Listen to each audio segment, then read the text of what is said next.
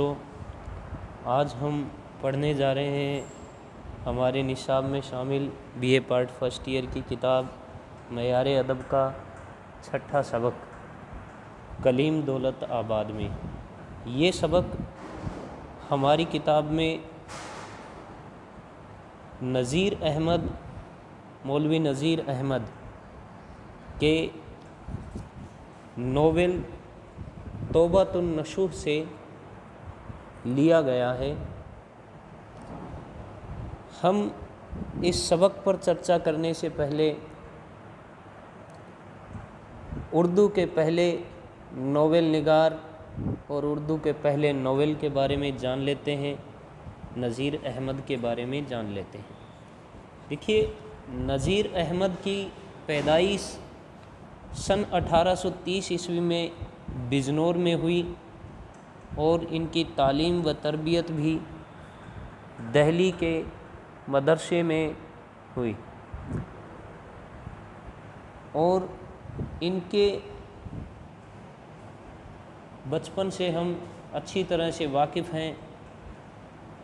دیکھیے، نذیر احمد وہ شخصیت ہیں جنہوں نے اردو ناول کی بنیاد ڈالی، اور اردو ناول کے فن کا آغاز، فن کی کڑی یہیں سے شروع ہوتی ہے۔ ان کا پہلا ناول میرات العروس 1869 عیسوی میں شائع ہوا۔ اس کے علاوہ ان کے کچھ اور مشہور ناول ہیں، توبۃ النصوح، ابن الوقت، یہ ان کے قابل ذکر ناول ہیں۔ نذیر احمد کے ناولوں کا جو موضوع ہوتا تھا وہ معاشرتی اصلاح ہوا کرتا تھا۔ اسی طرح سے نذیر احمد نے ناول میں کافی اصلاحی نقوش چھوڑے ہیں۔ تو ہمارے نصاب میں شامل یہ سبق نذیر احمد کے ناول توبۃ النصوح سے لیا گیا ہے، جس کا موضوع ہے کلیم دولت آباد میں۔ دیکھیے، ناول نگار، پہلے ناول نگار بھی کہلاتے ہیں یہ نذیر احمد، اور ان کا جو یہ ناول ہے توبۃ النصوح میرات العروس، یہ ان کا پہلا ناول یا اردو کا پہلا ناول بھی کہلاتا ہے۔ نذیر احمد کو خدائے نثر بھی کہا جاتا ہے، اور شمس العلماء کے نام سے بھی یہ مشہور ہیں۔ دیکھیے، نذیر احمد پر ہم نے چرچا کی، اب ان کے سبق پر ہم چلتے ہیں، ان کے اس سبق پر چرچا کرتے ہیں۔ دیکھیے، یہ جو سبق ہے وہ ڈپٹی نذیر احمد کے کامیاب ناول توبۃ النصوح سے لیا گیا ہے، اور اسی کا یہ ایک حصہ ہے۔ یہ پلاٹ، کردار، مکالموں اور مقصد کے اعتبار سے بہت ہی دلچسپ ہے۔ اس میں ڈپٹی نذیر احمد نے اس بات کو واضح کیا ہے کہ اولاد کی پرورش کے ساتھ ہی ان کی بہترین تربیت کے لیے والدین کو خود بھی اپنا کردار مثالی بنانا ہوگا، یعنی والدین کو بھی اپنا کردار مثال کے طور پر پیش کرنا پڑے گا کہ اولاد کی پرورش میں سب سے بڑا جو ہاتھ ہوتا ہے وہ والدین کا ہوتا ہے۔ اس وجہ سے انہوں نے ہمیں یہ اصلاح کی ہے کہ اپنی اولادوں پر، ان کی پرورش میں تھوڑا دھیان دیں، اچھی طرح سے ان کی اصلاح کریں۔ خلاصہ اس سبق کا ہم کرتے ہیں۔ دیکھیے، کلیم نصوح کا بیٹا ہے، جو کہ اپنے دور کے بگڑے ہوئے نوجوانوں کا ایک نمونہ ہے۔ تاش، چوسر، شطرنج، کبوتر بازی، پتنگ بازی کے ساتھ وہ شعر و شاعری اور فنون لطیفہ کا بھی شوقین تھا۔ وہ اپنے والد نصوح کی دی ہوئی ہدایت پر دھیان نہیں دیتا اور خود کو اعلیٰ درجے کا شاعر خیال کرنے لگتا ہے اور یہ سوچنے لگتا ہے کہ وہ ایک قابل ترین شخصیت ہے۔ وہ اپنے گھر سے روزانہ نکلتا ہے اور دولت آباد پہنچتا ہے اور وہاں پر ایک سرائے میں ٹھہرتا ہے۔ وہاں پر وہ ایک قصیدہ لکھتا ہے اور اس قصیدے کو ایک رئیس کی شان میں پڑھتا ہے، مگر بدقسمتی یہاں کے رئیس اس کے قصیدے سے متاثر ہونے کے بجائے اسے عہدے سے ہٹا دیتے ہیں۔ کلیم یہاں اس وجہ سے آئے تھے کہ جب وہ رئیس کی شان میں یہ قصیدہ پیش کریں گے تو انہیں بہت سی دولت حاصل ہوگی، لیکن یہاں کی تو ساری صورت ہی بدل جاتی ہے۔ کلیم اندر داخل ہوتا ہے اور مولوی صاحب سے فرماتا ہے کہ میں نواب صاحب کی شان میں ایک قصیدہ لکھ کر لایا ہوں۔ مولوی صاحب کہتے ہیں کہ کلیم تمہارا یہاں کام نہیں بنے گا۔ پھر کلیم میر مجلس کی خدمت میں جاتا ہے، وہاں وہ ان کا جلسہ دیکھ کر حیران رہ جاتا ہے۔ کلیم اپنی بات ان بزرگ کے سامنے رکھتا ہے لیکن یہاں بھی اس کی بات نہیں بنتی ہے۔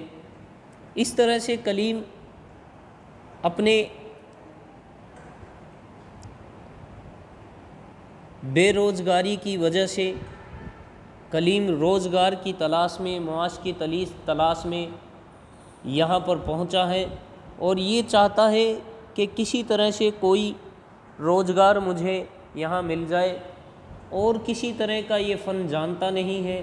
قصیدہ گو یا قصیدہ لکھنے کا فن ضرور اس کو تھوڑا بہت آتا ہے، تو یہ اپنے اس فن کے دم پر، اس فن کی بنا پر روزگار چاہتا ہے، لیکن زمانہ بدلا ہوا ہے۔